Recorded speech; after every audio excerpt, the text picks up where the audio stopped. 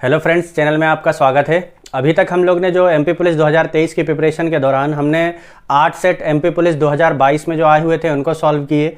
3 set हमने one आरक्षक भर्ती, जेल प्रहरी भर्ती का जो एक कंबाइंड एग्जाम हुआ था उसको सॉल्व किए।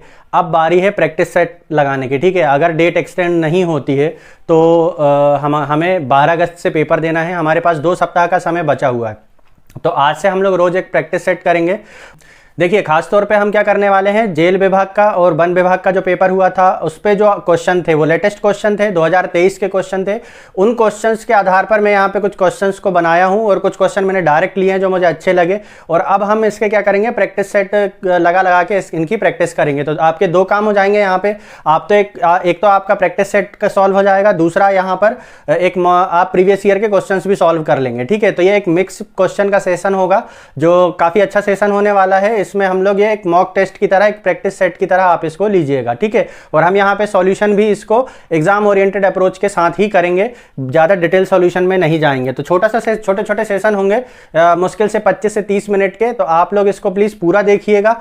तो चलिए क्वेश्चन को करते हैं। हमारा पहला क्वेश्चन है 1/216 to the power -2/3 plus 1/256 to the power -3/4 plus 1/32 the power -1/5 है ना। तो इसको देखिए कैसे सॉल्व करते हैं। इसमें सिंपल सा बेसिक ये है कि यदि a के 1/m हो तो हम लिख सकते हैं इसको 1/a⁻m हो तो हम इसको लिख सकते हैं a⁻−1/m, या फिर अगर 1/- में हो पावर तो हम लिख सकते हैं इसको a⁻m।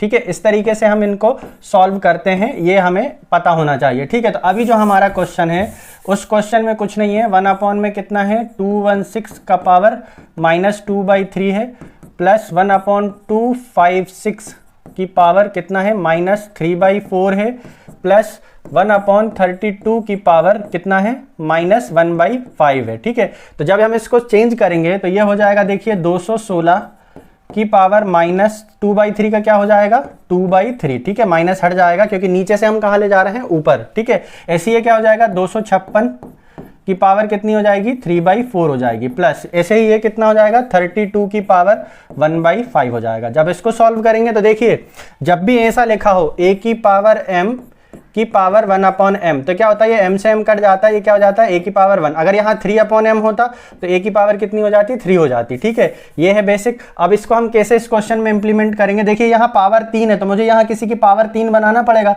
और 216 क्या है 6 की पावर 3 है तो क्या हो जाएगा 6 के पावर 3 की पावर 2/3 2/3। ठीक है, यहाँ पे 256 की पावर है तो ये 4 किसकी पावर होती है 4 की पावर 4 की पावर 3/4, प्लस ये 32 से 32 क्या होता है 2 की पावर 5 की पावर 1/5। तो ये देखिए 3 से 3 कट जाएगा, 4 से 4 कट जाएगा, 5 से 5 कट जाएगा। तो क्वेश्चन आसान हो गया।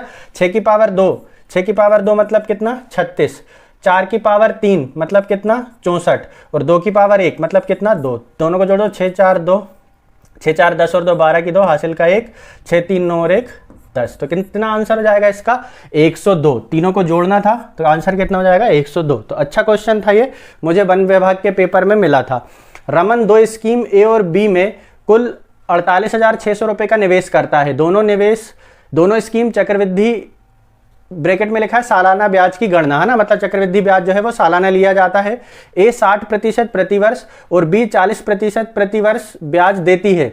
यदि 3 वर्षों के बाद ए और बी दोनों निवेशों का मान क्रमशः 5:3 के अनुपात में है तो ए और बी में किए गए निवेश का प्रारंभिक अनुपात क्या था। ठीक है, तो देखिए बेसिक फंडा ये है, हमारा यहाँ पर धन कितना है 48,600 है। ठीक है, इस धन को मैं 2 भागों में बांट लेता हूं, मान लो x और एक 48,600 माइनस x। ठीक है, अभी इस पर हमें ब्याज देना। तो अगर मुझे ये सब इसको ऐसे कैलकुलेट करूंगा तो मेरा बहुत ज़्यादा टाइम लगने वाला है। तो मैं क्या करता हूं, हमें तो केवल अनुपात निकालना है तो मैं इसको मान लेता हूं y। ठीक है, 2 धन है हमारे पास। अब इस धन पर कितना है ब्याज की दर 60%, तो इस पर कितना हो जाएगा, देखो ब्याज अमाउंट कितना बनेगा 16 × 16 × 16 है ना, 60% ब्याज तो 10 का 10% 1 तो 60% कितना हो जाएगा 6, तो अमाउंट कितना हो जाएगा 16। तो ये हो गया 16 × 16 × 16। और दूसरा धन कितना है, दूसरे धन पे ब्याज कितना है 4 40% है, तो ये कितना हो जाएगा 14 इंटू 14 इंटू 14, ठीक है। और बोला है कि उनमें जो 3 वर्षों के बाद निवेशों का मान 5:3 हो जाता है ना। तो यहाँ पे देखिए निवेशों का अनुपात 5:3 होने का मतलब ये है कि निवेश जो है इस पे मिलेगा 5 और इस पे मिलेगा 3, ठीक है। क्योंकि 5:3 का निवेशों का मान जो है 5:3 के अनुपात में है, तो ब्याजों का अनुपात क्या हो जाएगा उल्टा, तो कितना हो जाएगा 3:5। जिसमें ब्याज की दर कम है उसमें हम ज्यादा धन निवेश करेंगे, और जिसमें ब्याज की दर ज्यादा है उसमें कम धन निवेश करेंगे, तब वो क्या होगा बैलेंस आउट होने वाला है। तो इसलिए हमने यहाँ पर इसको दिया है 3 धन और इसको दिया है 5 धन। यहाँ तक कोई डाउट नहीं होना चाहिए। अगर बेसिक क्लियर है तो 2 से काट दिया मैंने 7 7 7 और 8 6 से काट 2 से काट दिया 8 8 8, तो कितना हो जाएगा देखिए ये 343 पंजे, तो 343 इंटू 5 कितना हो जाएगा देखिए ये 1500 1715। 1715 वाला ऑप्शन कौन सा है, डी वाला है ना, यही होगा। और यहाँ पे कितना हो जाएगा देखिए 6 64 512 इंटू 3 512 इंटू 3 कितना हो जाएगा 15 और 12 का 3 गुना 36, तो 1536। तो क्या अनुपात बनने वाला है, ऊपर 1536 और नीचे कितना बन रहा है 1715। तो क्या अनुपात बना 1536 1715। अगर आप इसको बेसिक से करने जाओगे तो काफ़ी टाइम लग जाएगा। हमें बस लॉजिक ये रखना है कि धनों पर जो ब्याज, जिस पर ज़्यादा ब्याज है उस पर कम धन, और जिस पे कम ब्याज है उस पर ज़्यादा धन हमें निवेश करना पड़ेगा। चलिए नेक्स्ट क्वेश्चन करते हैं। एक दिए गई आकृति में ए ओ बी और सी, ए ओ बी सी ए त्रिज्या 7 सेंटीमीटर और केंद्र O वाले वृत्त का एक चतुर्थांश है। छायांकित भाग के क्षेत्रफल की गणना कीजिए, ठीक है। तो सबसे पहले मैं यहाँ आपको एक थोड़ा सा एक बड़ा सा डायग्राम बना के बता देता हूँ, ठीक है। ये है प्लस यहाँ से ये है, ठीक है।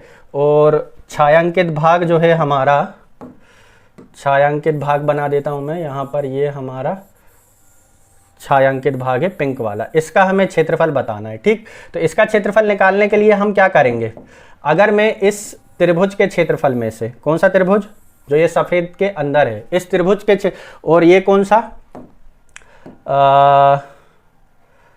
ये हमारा जो पूरा चतुर्थांश बन रहा है ना, वृत्त का चतुर्थांश, इस वृत्त के चतुर्थांश में से त्रिभुज का क्षेत्रफल को अगर मैं घटा दूं तो मुझे क्या मिल जाएगा, छायांकित भाग का क्षेत्रफल मिल जाएगा। तो अभी मैं इसको सॉल्व कर लेता हूं, ठीक है, ठीक है। हाँ, तो अभी देखिए इस वृत्त, इस चतुर्थांश का क्षेत्रफल कितना बनेगा, चतुर्थांश का क्षेत्रफल बनेगा कितना, पाई आर स्क्वायर। चतुर्थांश का क्षेत्रफल क्या होता है, पाई आर स्क्वायर थीटा के बटे में 360, है ना। किसी भी वृत्तखंड का क्षेत्रफल क्या होता है, या त्रिज्यखंड का क्षेत्रफल कितना होता है, पाई आर स्क्वायर थीटा के बटे में 360।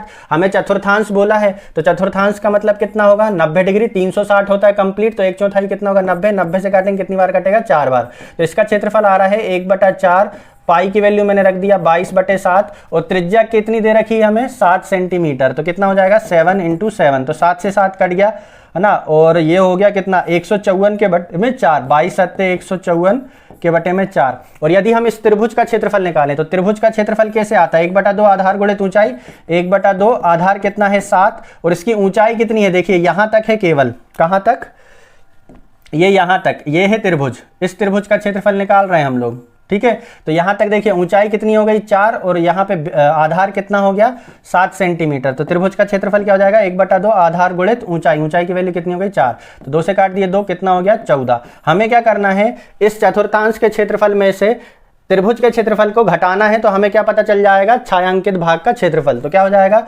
154 के बटे में 4 माइनस कितना 14, तो 14 चौके 56, 98 के बटे में 4, 98/4 मतलब कितना 4 दूनी 8, बचेगा कितना 1, 4 चौके 16, बचेंगे 2, 4 पंजे 20, तो कितना हो जाएगा 24.5, 24.5 कहाँ है, हाँ ये ऑप्शन में है 24.5। तो ये हो जाएगा हमारा करेक्ट आंसर, ठीक है। तो अच्छा क्वेश्चन था ये, बनारक्षक में आया हुआ था, ठीक है। चलिए नेक्स्ट क्वेश्चन करते हैं। एक पासा 2 बार फेंका जाता है, दोनों फेंक पर अभाज्य संख्या प्राप्त करने की प्रायिकता क्या है। तो प्रायिकता का फॉर्मूला क्या होता है, अनुकूल परिणाम बटे कुल परिणाम, ठीक है। तो जब एक पासा फेंका जाएगा तो कुल परिणाम कितने होंगे? 6। कौन कौन से? 1 2 3 4 5 और 6, ये होंगे हमारे कुल परिणाम, जो भी मान संभव है। अगर सिक्का उछाला जाता है तो कितने होते हैं? 2। कोई ताश की गड्डी का होता है तो वहां पे पत्ते कितने होते हैं? 12, है ना, 52। इस तरीके से होता है कुल परिणाम, ठीक है। तो जब पासा फेंका जाता है तो कुल परिणाम कितने होते हैं? 6। अब बोला उसमें अभाज्य संख्या, तो अभाज्य संख्या कौन कौन सी है? 2 3 और 5, ये क्या है? अभाज्य संख्या है। तो अनुकूल परिणाम कितने हो गए? 3। और ऐसे ही कितने पासे हैं? 2 पासे हैं, तो दोनों को फेंका जा रहा है तो कितने हो जाएंगे? 3/6 इंटू 3/6। तो क्या हो जाएगा ये? 1/2 1/2। तो 1/2 1/2 कितना हो जाएगा? 1/4। तो करेक्ट आंसर कितना हो जाएगा यहाँ पे? 4, 1/4। ठीक है, सिंपल सा क्वेश्चन था, बीच बीच में रखना जरूरी है। 8x 9 में 126 जोड़ने पर परिणाम 9y 5 आता है। 9y 5 3 से भाज्य है। x प्लस y का अधिकतम संभव मान क्या है? देखिए यहाँ पर इसको डालने का 2 रीजन है। एक तो इसमें विभाजिता का नियम वाला भी टॉपिक कवर हो रहा है, प्लस इसमें एक नंबर सिस्टम का लॉजिक भी बन रहा है ना, तो कॉन्सेप्ट भी बिल्ड हो रहा है। तो इसलिए मैंने इस क्वेश्चन को यहाँ पर डाला है। क्वेश्चन है हमारा 8x 9 में 126 जोड़ने पर हमें 9y5 इतना प्राप्त होता है। तो देखिए 9 6 कितना हो गया? 15, 15 के कितने हो गए? 5, हासिल का कितना आ गया? 1। तो हमें यहां से एक चीज ये पता चल रही है कि x प्लस 2 1 3 बराबर में कितना है? y है। तो क्या हो जाएगा? x प्लस 3 बराबर में कितना है? y। और हमसे बोला है कि 9y5 3 से भाज्य है, मतलब ये जो 9y5 है, 9y और 5 ये 3 से भाज्य है। हमसे पूछा अधिकतम संभव मान, तो हमें y का मान अधिकतम सोचना पड़ेगा। तो अधिकतम मान सोच ले, तो देखिए 9 5 कितने हो जाएंगे? 14। अब 3 से भाज्यता का नियम क्या है कि अंकों का योग 14 और ये कितना? y। ये अंकों का योग क्या होना चाहिए? 3 से भाज्य होना चाहिए। तो 14 के बाद 1 जोड़ेंगे तो 15, y का मान 1 आ गया, है ना। फिर उसके बाद 14 में 4 जोड़ेंगे तो हो जाएगा 18, 1 y का मान 4 हो गया। 14 में हम 7 जोड़ेंगे तो कितना हो जाएगा? 21, तो वो 3 से कट जाएगा, तो y का एक मान 7 हो गया। फिर 8 जोड़ेंगे तो 22, 9 जोड़ेंगे तो 23। तो यहाँ पर y के हमारे पास 3 संभव मान है, लेकिन हमसे क्या बोला? अधिकतम संभव मान। तो अधिकतम संभव मान क्या होगा? 7 होगा। तो y की वैल्यू कितनी ले लूंगा मैं यहाँ पे? 7। तो x की वैल्यू कितनी आ जाएगी? x की वैल्यू कितनी आ जाएगी? 4। 4 में 3 जोड़ेंगे तब तो 7 आएगा ना। तो x का मान आ गया है 4 और y का मान कितना आ गया है? 7। तो हमें बोला x प्लस y, तो 4 और 7 11। तो करेक्ट आंसर कितना हो जाएगा यहाँ पे? 11। चलिए नेक्स्ट क्वेश्चन करते हैं। अच्छा क्वेश्चन था ये। एक दुकानदार 5 वस्तु बेचकर एक वस्तु के विक्रय मूल्य के बराबर लाभ कमाता है, उसका लाभ प्रतिशत ज्ञात कीजिए। ठीक है, तो 5 वस्तु बेचकर हमें कितना लाभ हुआ है ये हमें कैसे पता चलेगा?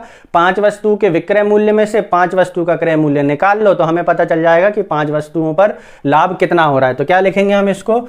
5 का विक्रय मूल्य में से 5 का क्रय मूल्य क्या करेंगे? हम घटा देंगे, तो पता चल जाएगा कि लाभ कितना है। और लाभ कितना है? 1 का विक्रय मूल्य के बराबर। ठीक है, तो 5, अब देखिए मैं इसको एसपी वाला इधर का लेता हूं, तो 5 में से 1 जाएगा तो कितना हो जाएगा? 4 का एसपी बराबर 5 का सीपी। ठीक है, अब इस स्टेटमेंट को कैसे पढ़ूंगा मैं कि 4 वस्तु बेचने पर 5 वस्तु के बराबर मूल्य प्राप्त होता है। 4 वस्तु तुम बेचोगे, बिकी कितनी है? 4, और पैसे कितने के मिल गए हैं? 5 के। तो कितने का फायदा हो गया? 1 का। कितने पे?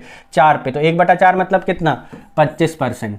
ठीक है, आसाराम, सतपाल और रहीम की आमदनी का योग 12:9:7 है, लेकिन वे कुल मिलाकर 15:9:8 के अनुपात में खर्च करते हैं। अगर आसाराम अपनी कमाई का 25% अलग रखता है तो आसाराम, सतपाल और रहीम की बचत का अनुपात क्या है? तो हमें आसाराम का दिया हुआ है, तो आसाराम की देखिए आमदनी कितनी है? 12:9:7।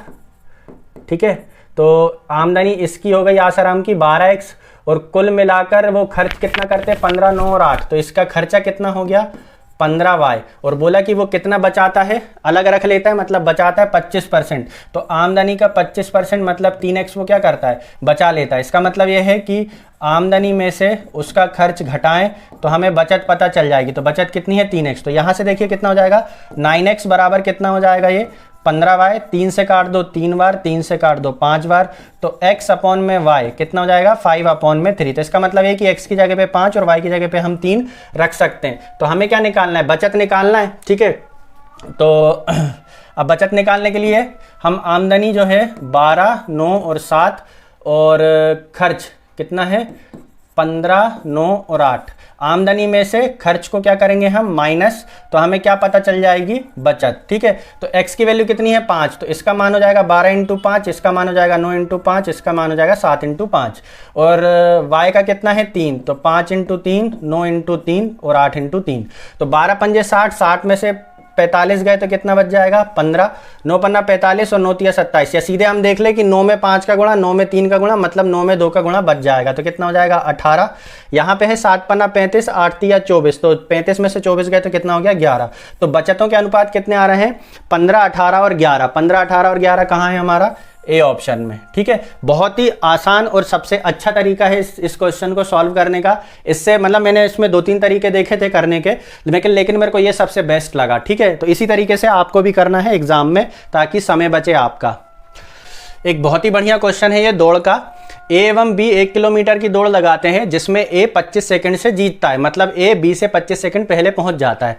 ए और सी की 1 किलोमीटर की दौड़ में ए 275 मीटर से जीतता है। इसका मतलब यह है कि जब ए पहुंच जाता है तो सी 275 मीटर पीछे रहता है।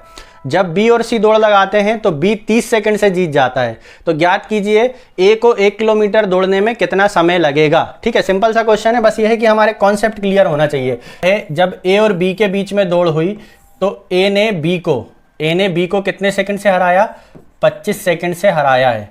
और जब बी और किसकी हुई है ए और सी की रेस हुई है तो ए ने सी को, ठीक है, ए जीता, ए ने सी को कितने से हराया है 275 मीटर से हराया, डिस्टेंस में दिया हुआ। और जब बी और सी की रेस हुई तो बी ने सी को कितने सेकंड से हराया है 30 सेकंड से हराया। देखो ए ने बी को हराया 25 सेकंड से, मतलब ए बी से 25 सेकंड पहले पहुंच गया और बी सी से 30 सेकंड पहले पहुंच गया। इसका मतलब यह है कि ए सी से 55 सेकंड पहले पहुंचा होगा। ठीक है, और जीता कितने से है 275 मीटर से। इसका मतलब यह है कि ए के पहुंचने के 55 सेकंड बाद कौन पहुंचा है सी, है ना। और दूरी कितनी रह गई थी 275 मीटर। इसका मतलब यह है कि सी ने 55 सेकंड में 275 मीटर ट्रेवल किया है। तो सी ने 55 सेकंड में 275 मीटर ट्रेवल किया, मतलब सी की हमें 1 सेकंड में पता चल जाएगा कि वो 1 सेकंड में कितना चलता है, 1 सेकंड में 5 मीटर चलता है। 1 सेकंड में कितना चलता है वो 5 मीटर चलता है। तो 1000 मीटर मतलब कितना 200 गुना, है ना। 1 किलोमीटर की दौड़ है तो 1000 मीटर कितने में चलेगा वो 200 का गुणा यहाँ भी, तो कितने में 200 सेकंड में चलेगा। तो 200 सेकंड का मतलब क्या है 200 सेकंड मतलब 180 और 20 मतलब 3 मिनट 20 सेकंड। ठीक है, अब ये किसने चला है सी ने चला है। तो हमसे किसका पूछा है ए का पूछा है कि ए द्वारा 1 किलोमीटर में कितना समय लगेगा। तो ए ने क्या किया है 55 सेकंड पहले कर लिया है, तो 20 सेकंड इसमें से निकाल दो पहले तो। ठीक है, तो कितना बचेगा 3 मिनट और उसमें से 35 सेकंड और निकाल दो, मतलब कितना 25 मिनट। तो कितना हो जाएगा 2 मिनट 25 सेकंड। तो करेक्ट आंसर क्या हो जाएगा बी ऑप्शन में 2 मिनट 25 सेकंड। अच्छा क्वेश्चन है, दौड़ का कॉन्सेप्ट क्लियर होना जरूरी है तभी ये क्वेश्चन हमारा हो पाएगा। चलिए नेक्स्ट क्वेश्चन करते हैं। एक आयताकार एरिया की लंबाई चौड़ाई की दोगुनी है। एरिया को 50 रुपये प्रति मीटर स्क्वायर से बराबर करने की कीमत 3600 रुपये है, तो इस पर 8 रुपये प्रति मीटर की दर से बाड़ लगाने की कीमत ज्ञात कीजिए। तो सिंपल सा क्वेश्चन है। एक हमारा यहाँ पे आयताकार हमारा एक क्या है आयताकार कोई क्षेत्र है, इसकी चौड़ाई लंबाई चौड़ाई की दोगुनी है। तो लंबाई चौड़ाई की दोगुनी, तो चौड़ाई यदि x है तो लंबाई कितनी हो जाएगी 2x। और बोला कि इसका एरिया क्या हो जाएगा, फिर इसका एरिया हो जाएगा, एरिया को बराबर करने में 50 मीटर स्क्वायर से बराबर करने की कीमत 3600 रुपये। तो 3600 रुपये टोटल लगे हैं, टोटल 3600 रुपये लगे हैं। और 1 मीटर का खर्च कितना है 50। तो कितना हो जाएगा ये 0 से 0 काट लो, कितनी बार कटेगा ये 5 7 35 72 बार कटेगा, मतलब 72 मीटर स्क्वायर क्या है उसका एरिया है। तो 72 मीटर स्क्वायर एरिया है और हमें लंबाई चौड़ाई दी हुई है, तो लंबाई गुणित चौड़ाई बराबर क्षेत्रफल। तो लंबाई गुणित चौड़ाई बराबर क्षेत्रफल कितना है 72। तो 2 से काट देंगे, कितनी बार कटेगा 36, एक्स स्क्वायर बराबर 36, एक्स बराबर कितना आ गया 6। तो लंबाई पता चल गई हमें कितनी है 12 और चौड़ाई पता चल गई कितनी है 6। ठीक है, अब हमें क्या बोला है कि 8 रुपये प्रति मीटर की दर से बाड़ लगाने की कीमत। तो बाड़ क्या होती है, बाड़ होती है आउटर बाउंड्री का सम। तो यहाँ से यहाँ तक बाड़ कितनी हो गई 6 मीटर, यहाँ से यहाँ तक कितनी हो गई 12 मीटर, 18 6 24 और 12 36। तो हमें 36 मीटर बाड़ लगाना है और बाड़ का खर्चा कितना है, बाड़ का खर्चा है 8 रुपये प्रति मीटर। तो 36 × 8 इतने रुपए लगने वाले हैं। तो 240 और 48 240 और 48 288 रुपये। तो करेक्ट आंसर कितना हो जाएगा 288 रुपये। ठीक है, ये जो रुपए का सिंबल होता है ये डी उदय कुमार ने दिया है IIT दिल्ली के। चलिए नेक्स्ट क्वेश्चन करते हैं। A, B और C एक कार्य को 15 कार्य में कर सकते हैं। शाम 4 बजे काम छोड़ दिया, B ने पूरा कार्य होने से छोड़ दिया पूरा काम। अच्छा, ये थोड़ा सा बीच में इसमें डेटा मिस हो गया मुझसे, 1 मिनट यहाँ देख लेते हैं हम, जहाँ से हमने क्वेश्चन लिए हैं वहीं से देख लेते हैं, या अभी लिया था मैंने ये क्वेश्चन।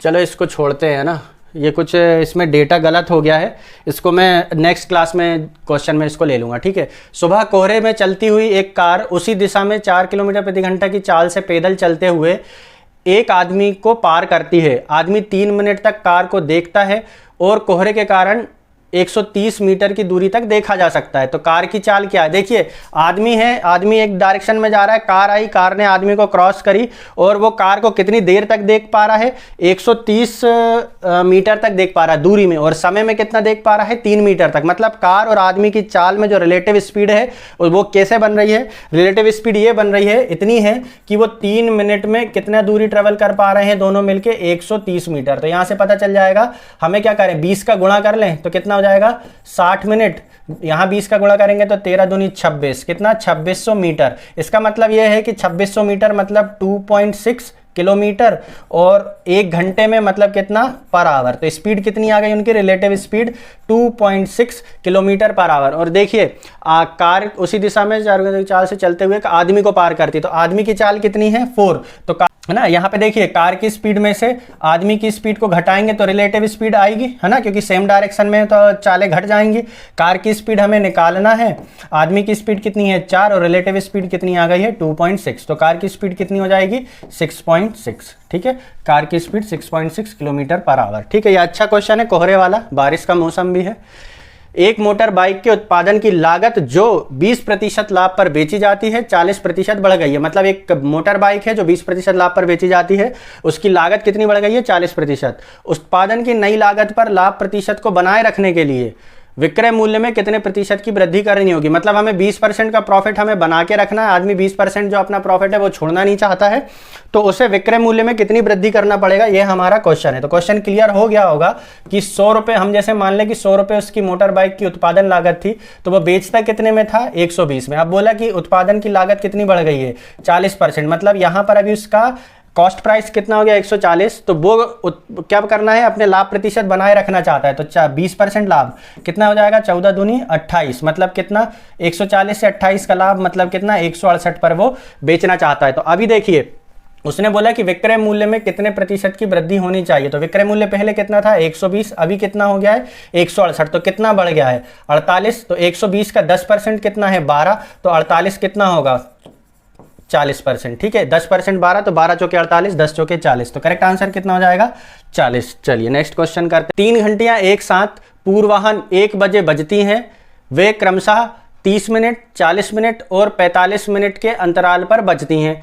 3 घंटियां एक साथ अगली बार कब बजेंगी। तो अगली बार कब बजेंगी, जब तीनों का एलसीएम का टाइम मतलब तीनों के कॉमन टाइम हो जाए, तो 30 40 और 45 ऐसा समय जो तीनों से विभाजित हो जाए। तो 30 और 40 का एलसीएम कितना हो जाएगा 120, 120 और 45 का एलसीएम कितना हो जाएगा 120 और 45 का एलसीएम हो जाएगा 180, नहीं 180 360। ठीक है, तो 360 मिनट का मतलब क्या है, 360 मिनट का मतलब क्या है 6 घंटे। तो 1 बजे बजी थी, उसके बाद 6 घंटे बाद बजेगी, तो कितने बजे बजेगी वो 7 बजे बजेगी। ठीक है, पूर्वाह्न बोला था तो 7 AM होगा, है ना, ये ऑप्शन में पूर्वाह्न। पूर्वाह्न मतलब शायद रात का 1 बजे का बजे होता है। ठीक, निम्नलिखित प्रश्न में प्रश्नवाचक के चिन्ह के स्थान पर क्या आना चाहिए। तो सिंपल सा क्वेश्चन है, 750 इंटू वर्गमूल के अंदर इतना बराबर 480 इंटू x परसेंटेज, है ना। तो इसको क्या करेंगे हम 750 को 750 रहने देंगे, वर्गमूल 24, क्या क्या आ सकता है, एक तो 4 एक तो 2। ठीक है, 4 नहीं सॉरी 2 और 7। ठीक है, इकाई का अंक या तो 7 होगा या 2 होगा, 2 अंक लो काट दो। 3 10 से छोटा क्या है 9, किसका है 3 का, 3 को 1 बढ़ाओ 4, 3 चौके 12। तो हमारा क्वेश्चन क्या है छोटा, तो इकाई का अंक क्या आ जाएगा छोटा, तो यहाँ से बनेगा 3, यहाँ से बनेगा 2। इसका मतलब है कि यहाँ पर बनेगा 700 इंटू 32 मतलब 3.2 और बराबर में देखिए 480 का x%, तो 480 इंटू x%। या तो मैं इसको पहले कैलकुलेट कर लेता और देख लेता 480 कितने परसेंट है, या फिर हम इसको ऐसे सॉल्व कर ले। तो ये हो जाएगा 0, ये 32 को यहाँ लाएंगे 0, तो ये 10 से 10 भी कट जाएगा, और 16 दूनी 32, 16 तिया 48, 3 से काटेंगे तो कितनी बार कट जाएगा, ये 250 बार कट जाएगा। तो 250 का डबल कितना हो जाएगा, 500। तो करेक्ट आंसर कितना हो जाएगा, 500। थोड़ा सॉल्यूशन यहाँ पे थोड़ा सा मेसी सा हो गया है, आप देख लेना, ठीक है। चलिए यहाँ पे कुछ नहीं है, ये सरलीकरण का है। देखिए ये हो जाएगा 2 दूनी 4 और 1 5 के बटे में 2, प्लस 3 5 15 और 1 19 के बटे में 5, और 6 दूनी 12 और 1 13, 13 के बटे में 6, माइनस 4 तिया 12 और 1 13 के बटे में 3। ठीक है, अच्छे क्वेश्चन आने वाले हैं, जाना नहीं है। एलसीएम हो जाएगा 30, 15 5 75, प्लस 5 से काटेंगे 6, 19 छिंग 114, प्लस 6 से काटेंगे 5, 13 पंजे 65, माइनस 3 से काटेंगे कितने 10 बार, तो ये कितना हो जाएगा, 3 से कटेगा 10 बार, 10 में 13 का गुणा 130, तो ये कितना हो जाएगा, देखिए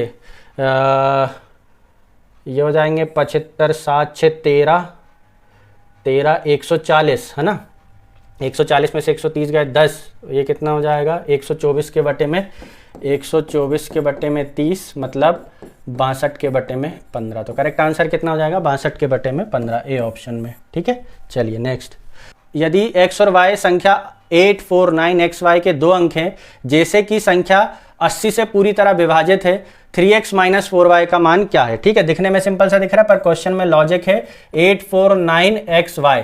ठीक है, ये किससे विभाजित है, 80 से विभाजित है। तो 80 से संख्या कोई विभाजित कब होगी, जब वो 8 से विभाजित हो और 10 से विभाजित हो, और 10 से विभाजित संख्याओं में इकाई अंक क्या होता है, 0 होता है। तो y का मान कितना आ गया मेरा 0। अब यहाँ पे देखिए कितना है 3x है, तो जो भी 3x का मान होगा वो 3 से डिविजिबल होगा, तो 3 से डिविजिबल वाले तो 1 और 12, तो करना पड़ेगा सॉल्व, है ना, 6 और 12 आ गए, सॉल्व करना पड़ेगा। अब बोला कि 8 दूसरी कंडीशन क्या है, 8 से विभाजित है, तो हमें यहाँ पे 9x और y ये तीनों संख्याएं 8 से विभाजित होना चाहिए, और प्लस यहाँ पे क्या बन चुका है हमारा y का मान 0। तो अब क्या करेंगे हम 9x 0 को देखेंगे, 8 से विभाजिता बनाएंगे। तो देखिए ये कैसे कटेगा, 8 से काटेंगे इसको, 8 एकम 8, ठीक है, बचेगा कितना 1, है ना, यहाँ पे कितना हो जाएगा ये 1x, और यहाँ पे कितना है 0।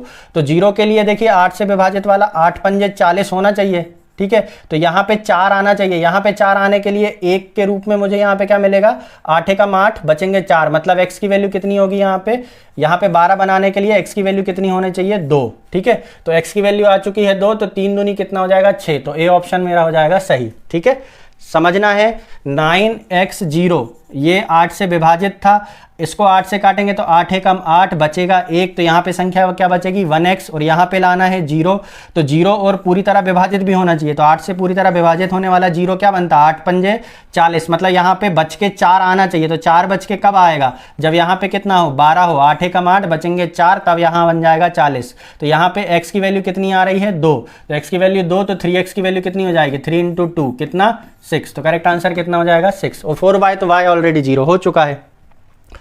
यदि 30 पेन का क्रय मूल्य 25 पेन के विक्रय मूल्य के बराबर है, तो लाभ प्रतिशत क्या होगा।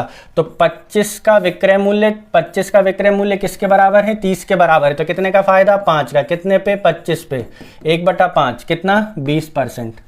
चलिए नेक्स्ट क्या करते हैं, 497 है ना, मैं लिख दे रहा हूँ question, 497 divided by 7 into 91 divided by 13 into वर्गमूल में 38.44 प्लस क्यूब रूट में, इसको क्या बोलते हैं क्यूब रूट 9.261।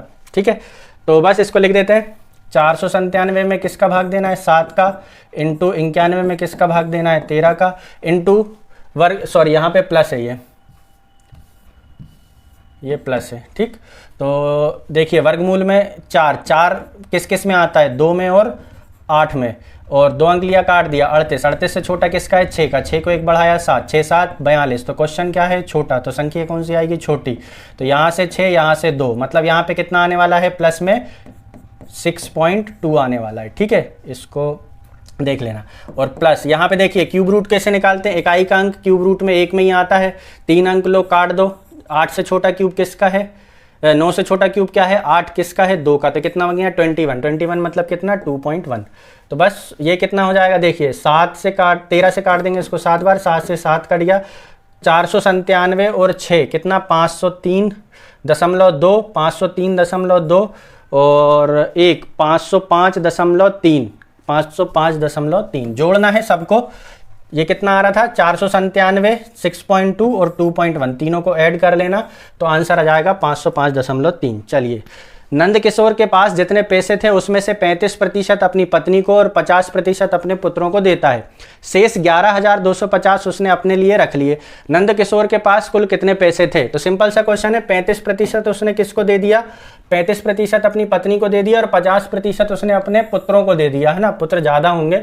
और शेष कितने बचे हैं उसके पास? 11,250। तो 35 और 50, 85% उसने बांट दिया, तो बचा कितना उसके पास? 15% बचा। और बचा कितना है? 11,250। तो इसको क्या करें हम? 3 से भाग दे दे तो कितना आ जाएगा? 5%। और फिर 20 का गुणा कर ले तो कितना आ जाएगा? 100%। तो इससे हमें नंद किशोर की आय पता चल जाएगी। तो हमने भाग दिया है 3 से और गुणा किया है किससे? 20 से। तो 3 से काट दो इसको, 3 त्रिका 9, बचेंगे 2, 30 7 21, बचेगा 1, 3 5 15 और 0। हमें किसका गुणा करना है? 20 का। तो 2 का गुणा कर लें, कितना हो जाएगा? 600 और 150, 750 और 2 0, 750 और 2 0। तो कितनी है नंद किशोर की आय? 75,000। ठीक है, 75,000। चलिए, तो ये हमारा आज का लास्ट क्वेश्चन था। तो ये हमारा पहला प्रैक्टिस सेट था, इसको मैंने थोड़ा सा मॉडरेट रखने की कोशिश की थी और अभी आगे हम और प्रैक्टिस सेट लेकर आते रहेंगे जो हमारे मध्य प्रदेश पुलिस आरक्षक 2022 और जेल प्रहरी 2023 के एग्जामों के जो आए हुए क्वेश्चन है उन पे बेस्ड होगा। डिफिकल्टी लेवल भी हम सेम रखने वाले हैं, बहुत ज़्यादा डिफिकल्टी भी सॉल्व नहीं कराएंगे और आपका झूठा कॉन्फिडेंस देने के लिए मैं बहुत आसान क्वेश्चन भी सॉल्व नहीं कराने वाला हूँ। ठीक है, तो क्वेश्चन का लेवल वही रहेगा जो एग्जाम में हमारे आता है और हमारा सॉल्यूशन भी वैसा ही होगा जैसा हमें एग्जाम में करना है। ये अभी समय सीखने का या कुछ करने का नहीं है, आप लोग सब सीख चुके हो, ये आपको प्रैक्टिस करना है। और जिसको अगर सीखना है तो वो हमारी प्लेलिस्ट में जाके पुराने जो हमारे वीडियो के सॉल्यूशन है उनको देख सकते हैं। चलिए, आज के लिए इतना ही। जय हिंद, थैंक यू।